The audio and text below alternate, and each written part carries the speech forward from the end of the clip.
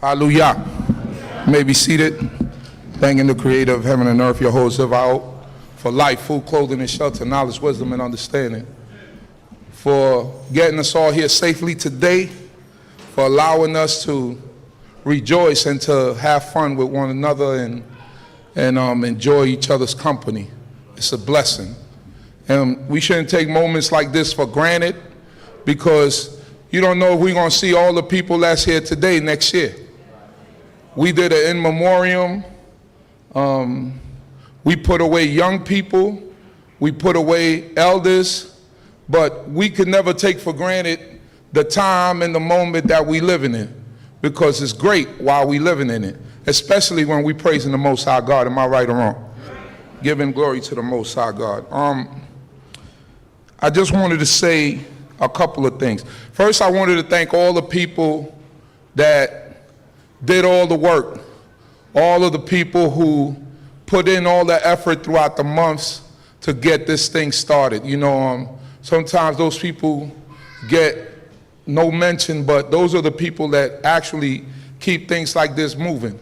I'd like to thank Gaveret Dawn, Gaveret Kenya. I'd like to thank Gaveret Nawa, my wife Naya. Who else was back there? Who? Nelkava, Simkaya, Shimone. My mother-in-law is far away. She just welcomed another grandchild into the world. Well, not my grandmother, my mother-in-law. So my grandmother. I'm gonna hear a lot about that. Am I forgetting anyone? Did I forget anyone? And the young daughters that have the uniform, I don't remember the uniforms, I don't remember all their names. Thanking the Most High God for Congregation Shadeh Shemayim, who came with fish and fried chicken and all of the stuff, and that some of the stuff that we ate. We got 2 big boxes, 2 U-Haul boxes out there. As a brother, I don't know what part of the country he's from, but he wanted to share his popcorn with y'all. So on your way out, him and his family, Brother Zebediah, wherever you at, if you're listening, may the Most High God bless you and your family, because you had it in your heart to think about the people.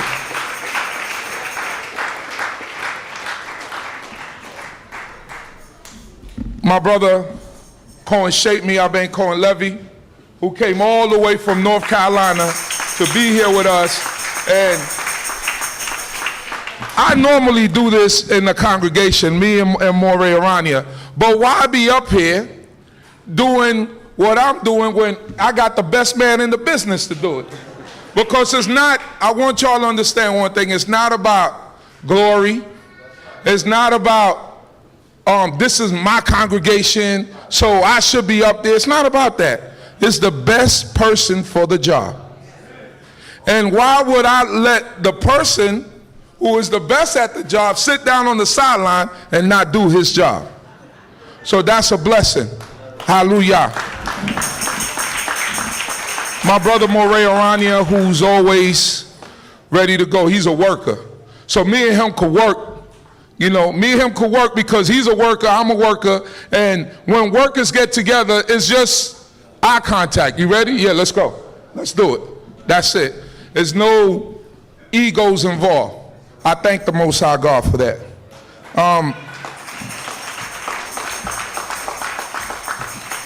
How can I forget the leader of this congregation, who, he said that, he told me this morning, he said, I was choosing between the emergency room and coming to Unity Shabbat.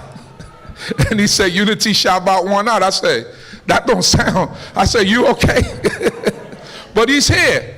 So it shows that the dedication, Chief Prince Yediel Ben Yissaschar, he's not a man of many words, very humble, laid back, but when it's time to do the work, he's here. Your actions show who you are more so than words. So your actions is actually make the people understand what you are. If you just words and no action, people say, oh, he just talk. She just talk. They not going to do anything. You don't want to be labeled that type of person. You want to be a person of action, because your actions speak louder than what? Actions speak louder than what? All day. So a sister sent me a theme this morning. She said, one light and many flames. And I was pondering upon that, and I said, one light, many flames, and started thinking about our father Yaakov, right? And he had 12 sons, and the 12 sons, you know, he was the light, and out of the 12 sons came forth a nation, many flames, many tribes, many different understandings, many different opinions and thoughts, and the ways that they carried themselves. They were all different, but they came from one light. And that one light shone forth, and it lit up a whole world. The influence of our ancestors is through this world. The law of Moses, all of the three major religions, they use it. They have that understanding. Now, back in the days when unity Shabbats were called, or Shabtot, y'all was the young men, right? This has been going on for decades, for years. You were about what, 19, 18, something like that? 17 when you first started? I don't want to reveal his age now because he... But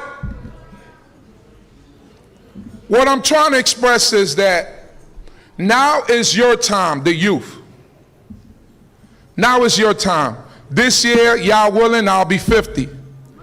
Now is your time.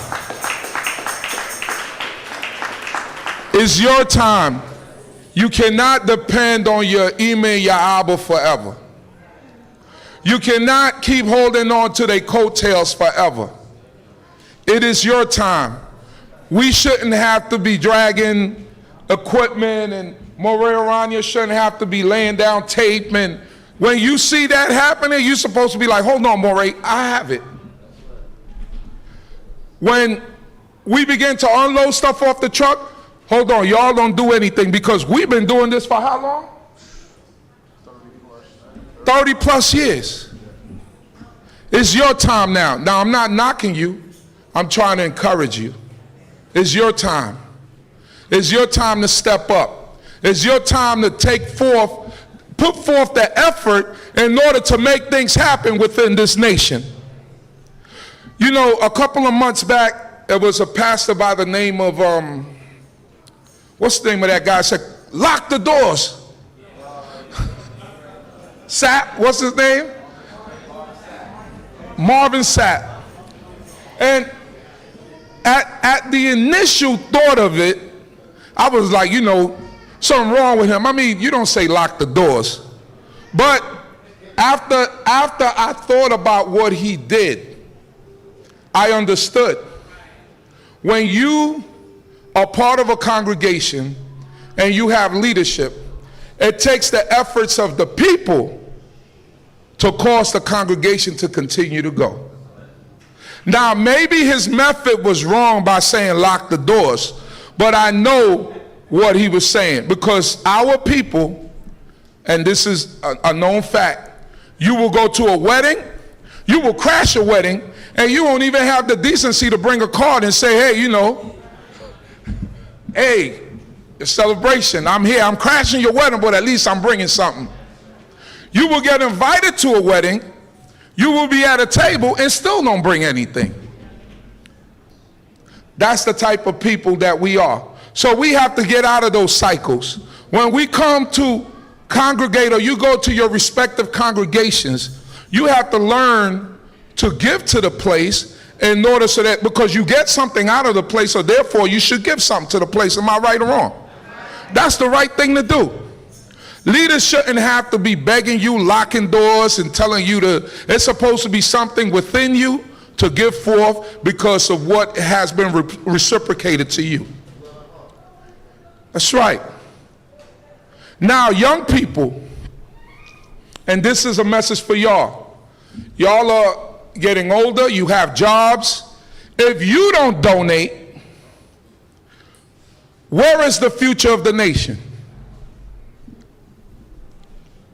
Now they're going to say, man, when we start talking about money and giving money speeches, but this is a real thing. If you don't donate, then where is the future of the nation? So you get your first job, and the first thing that you do is you're going to go get fly. You still might be living with Ima and Abba, whatever. When do you think of the place where you worship God? These are things to consider. I'm not bashing you. I'm just making you consider your actions. If you go out there and you get anything, always consider the Creator first. You know, my mother taught me when I was young never to freeload. You go to a place, you go somewhere, always have something in your pocket. Make sure you're able to extend your hand. Always do that. Never live off of someone else's dollar. So it's just stressing the point to y'all that if y'all are the next generation, then you have to stay on top of things that that need to be done in order to keep the nation going. Because things like this don't run on air. It doesn't run on the natural resources that the Most High God gave us, but it runs on cash. That's what it runs on. Zelle, PayPal, Venmo, it runs on all of that. And that's just the reality of it. So I say all that to say that we must begin to get better at what we're doing. You can't run around here bitter about your life. You can't run around bitter about other people. You have to reflect and look at yourself in the mirror and understand what you did wrong. And understand why things is going in your life the way that they are, because it's no one else's fault but yours. Yah told us from the beginning, you know, no man should die for another man's iniquity. So whatever might be going on wrong in your life is mainly because you caused it. So those are some other things that we need to consider. We honor and we praise this great King. I elevate his name because his name is to be elevated at all times. We acknowledge that he is God and God alone. And besides him, there is no other. You know, I see the people from so many congregations, Beit Shalom. I seen people from Shema Yisrael here. I seen people from all the different congregations where you came from. And I'm so grateful to see you here, because every year when we do this, we have anxiety. How many people gonna come out? Listen, no matter what, we go through that anxiety. How many people are really gonna come out? We had a head count today, 350 something people. That's a blessing. And it doesn't mean that we're better than anyone else, but it's always a blessing when brothers and sisters could come together in unity. It says like the ointment that went down upon the skirts of the high priest, even Aaron. That's how precious unity is. So despite of our differences, despite of whether we call him Yehovah, Yah, Yahweh, El Shaddai, Adonai, whatever we might call him, you know, we're still the same people. We're still God's people. And we should be happy about that. And we should be happy when we have moments like this, so we could be together and we could celebrate together the name of this great King. Hallelujah. I know that there was a sister who asked me to read a poem. I'm forgetting your name, sis. Sis, you don't want to read the poem? Oh, it's for tomorrow. Oh, it's secular. Okay, I thought it was for today. All right, I got you tomorrow then. Hallelujah. So, Moray, Cohen, you know what song I want to hear? In the morning, when I wake up. You didn't finish it? I started it for you. To you.